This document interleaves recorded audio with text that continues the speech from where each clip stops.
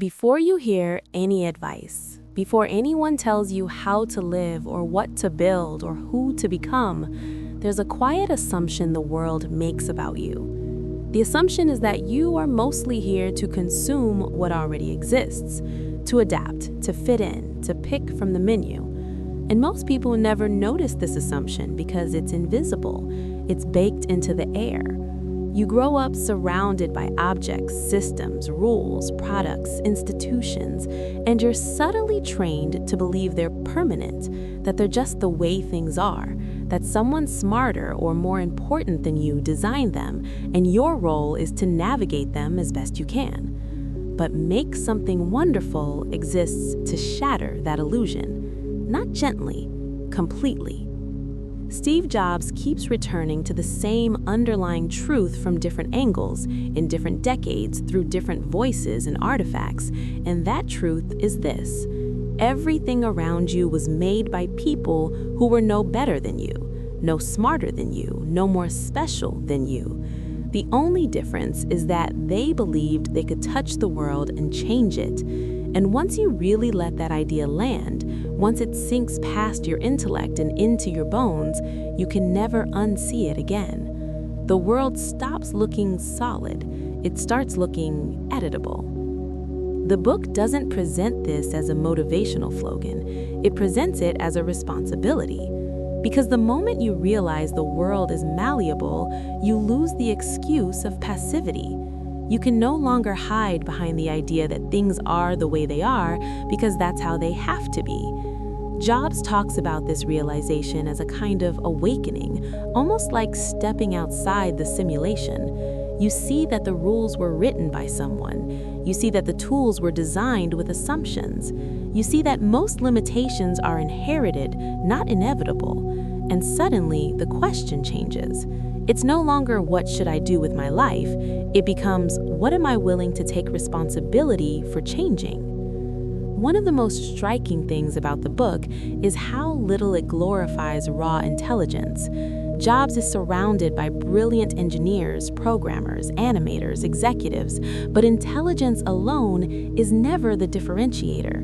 What he keeps pointing to instead is taste. Taste is the quiet, unpopular hero of the entire book. Taste is what tells you when something feels right before you can explain why. Taste is what lets you recognize quality, even when you can't yet produce it. And taste, according to Jobs, is not something you're born with. It's something you develop by exposing yourself to great work and caring deeply about the difference between good and great. This is where the calligraphy class comes in, and it's not a cute anecdote, it's a thesis. Jobs drops out of college, wanders into a calligraphy course, learns about proportion, spacing, serif, and sans serif typefaces, not because it's useful, not because it advances a career plan, but because it's beautiful. Years later, when the Macintosh is being built, that sense of beauty resurfaces, not as a feature request, not as a business requirement, as taste. And because someone with authority cared about taste, typography became central to personal computing. That single aesthetic decision rippled outward and changed how billions of people read and write on screens. The uncomfortable implication here is that if you don't have taste, or if you don't bother developing it, no amount of hustle will save you. Jobs is quietly arguing that most mediocre work exists not because people are lazy, but because they don't know what good looks like. They haven't trained their eye. They haven't surrounded themselves with excellence long enough for their standards to rise. And once your standards rise, you can't unsee mediocrity anymore. It starts to hurt. This is also why the book is ruthless about focus. Focus in Jobs' world is not about productivity hacks or time management tricks. It's about saying no to almost everything. When he returns to Apple in the late 90s, the company is drowning in options.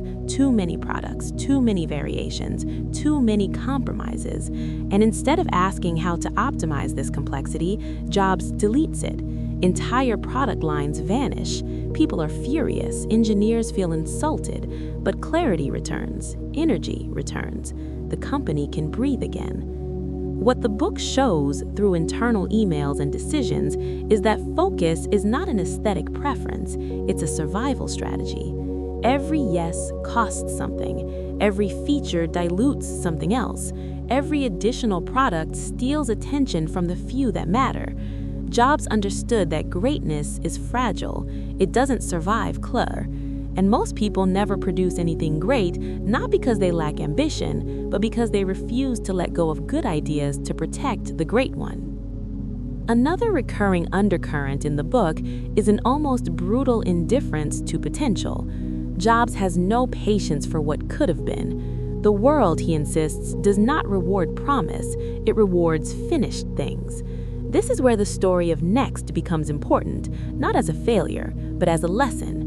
Next had brilliant ideas, elegant architecture, forward-thinking concepts, but it was too expensive, too slow, too detached from reality. Pixar, on the other hand, shipped films, imperfect films, risky films, finished films, and those films changed culture. The red pill here is painful. You are not what you intend to do. You are what you finish. The book keeps reinforcing this without saying it outright. Ideas don't matter until they're embodied. Vision doesn't matter until it's delivered. And the world is full of people who are emotionally attached to their almosts. Jobs wasn't. He was attached to results. Quality in this framework becomes something deeper than craftsmanship. It becomes self-respect. There are stories in the book about Jobs obsessing over the insides of machines, about circuit boards that no customer would ever see. And when challenged on this, his reasoning is simple. You don't put something ugly inside something beautiful if you respect yourself. You don't cut corners where no one is watching if you care about what you're making. This is one of the most quietly radical ideas in the book. Quality is not about recognition. It's about who you are when no one is looking. And once you internalize that, your relationship with work changes. You stop asking what you can get away with. You start asking what you can stand behind. Creativity, as the book presents it, is demystified. It's not lightning strikes or divine inspiration, it's connection. Jobs' life is a web of seemingly unrelated interests: technology, music, calligraphy, Zen Buddhism, storytelling, business. Pixar exists because computing met narrative. Apple exists because engineering met liberal arts. The famous phrase about standing at the intersection of technology and the humanities isn't branding, it's autobiography.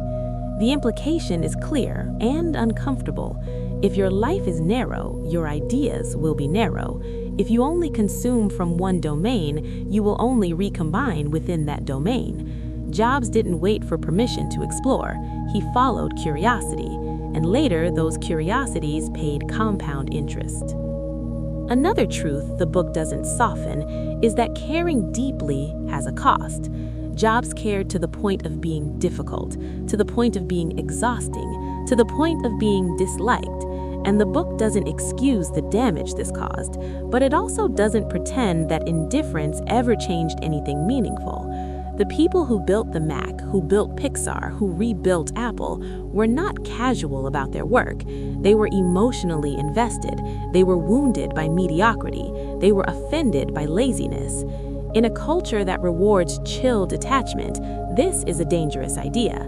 It suggests that caring too much is not a flaw, but a prerequisite, that emotional intensity when aimed at craft can move mountains, and that pretending not to care is often just fear in disguise. What's striking is how little of Jobs' identity was pre-planned. The book traces a path that looks coherent only in hindsight.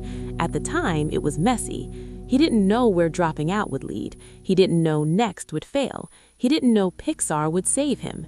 His voice emerged through action, not by introspection. He became himself by making things, not by finding himself first. This flips a common modern narrative on its head.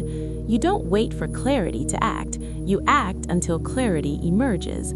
Identity is not discovered in isolation. It's forged through work. Underlying all of this is a moral dimension that the book keeps circling back to. Craft is not neutral.